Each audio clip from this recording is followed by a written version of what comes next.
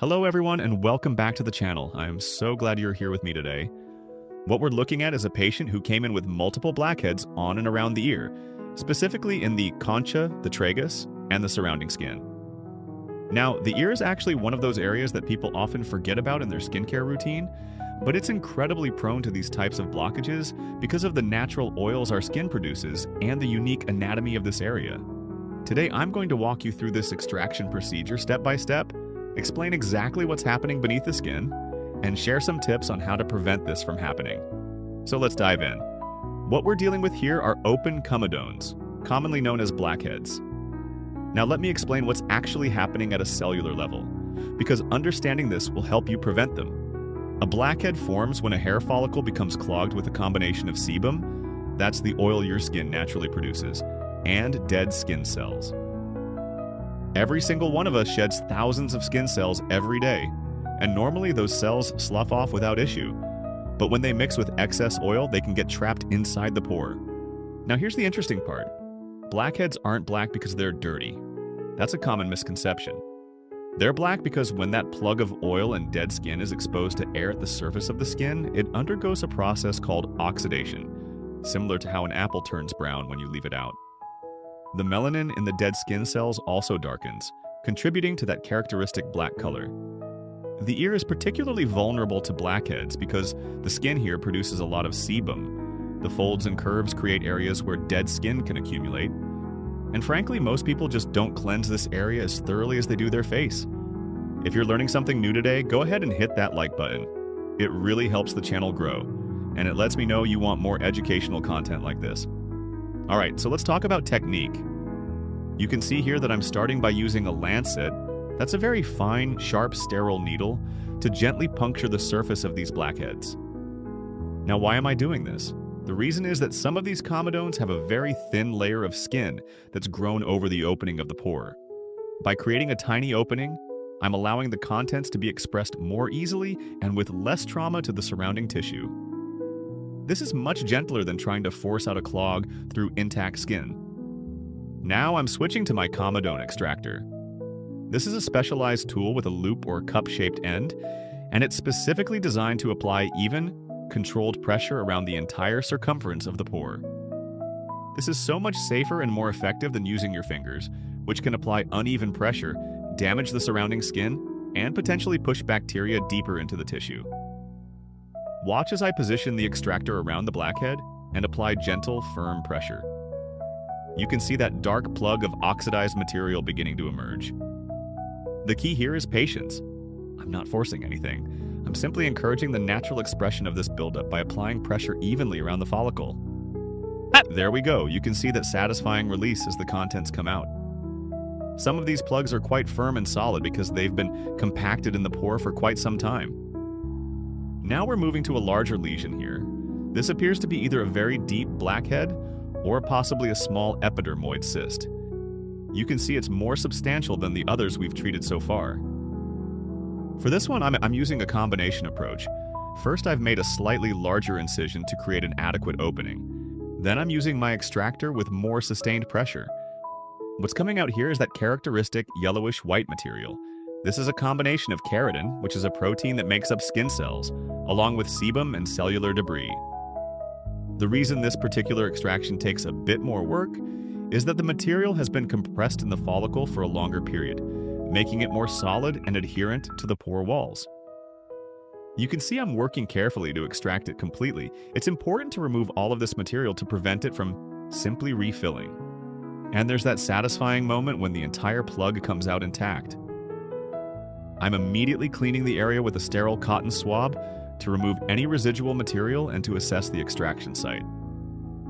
If you're enjoying this detailed walkthrough of the procedure, don't forget to subscribe and hit that notification bell so you never miss a new video. Now I'm systematically working through the tragus and the skin surrounding the ear. The tragus is that small, pointed, cartilage-covered flap that partially covers your ear canal, and it's absolutely notorious for developing blackheads. Why? Because the tragus has a high concentration of sebaceous glands. Those are the glands that produce oil. Plus, this area often gets overlooked during cleansing. And products like hair gel, hairspray, and even headphone oils can contribute to pore congestion here. You can see I'm using the same technique. Puncture with the lancet to create an opening, then use the comedone extractor to apply controlled pressure. Each of these small blackheads releases that telltale dark plug.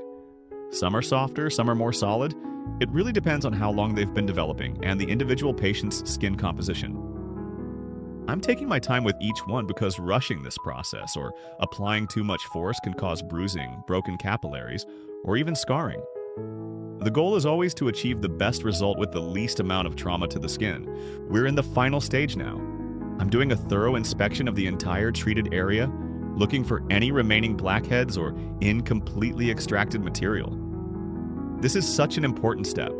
If even a small amount of the plug remains in the pore, it can serve as a nidus for reformation. You can see the skin is slightly pink and irritated, which is completely normal after this type of extraction. That redness will subside within a few hours to a day or two. I'm doing a final cleansing with a sterile cotton swab, making sure the area is completely clean and free of any debris. And there we have it. You can see the dramatic difference. All of those dark, clogged pores have been cleared, and while there's some temporary inflammation, this patient's skin is going to look and feel so much better once it heals. Now let's talk about aftercare and prevention, because this is crucial information whether you've had extractions done professionally or you're just trying to prevent blackheads at home.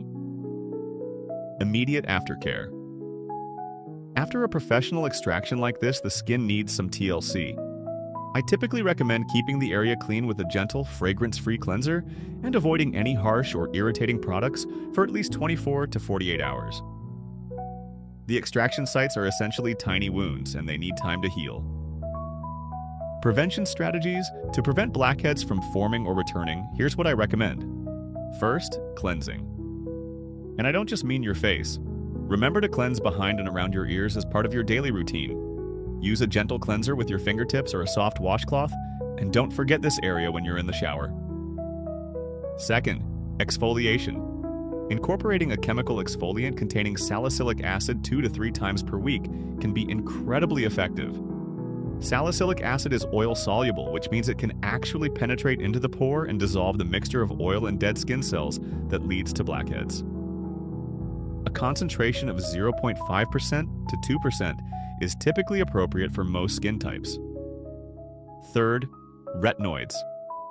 If you're already using a retinoid for anti-aging or acne treatment, the good news is that these products also help prevent comedones by increasing cell turnover and preventing dead skin cells from accumulating in the pores. Fourth, don't forget about your ear specifically.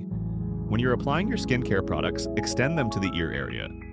A lightweight, non-comedogenic moisturizer can actually help regulate oil production, and don't skip sunscreen on the ears. Yes, you can get sun damage and skin cancer on the ears. And here's a really important point. Please don't attempt this type of extraction at home. I know these videos can be satisfying to watch, but trying to replicate this without proper training, sterile technique, and appropriate tools can lead to infection, scarring, and damage to the delicate skin of the ear. If you're struggling with persistent blackheads, see a board-certified dermatologist or licensed esthetician. If you found these prevention tips helpful, smash that like button and consider subscribing for more evidence-based skincare education.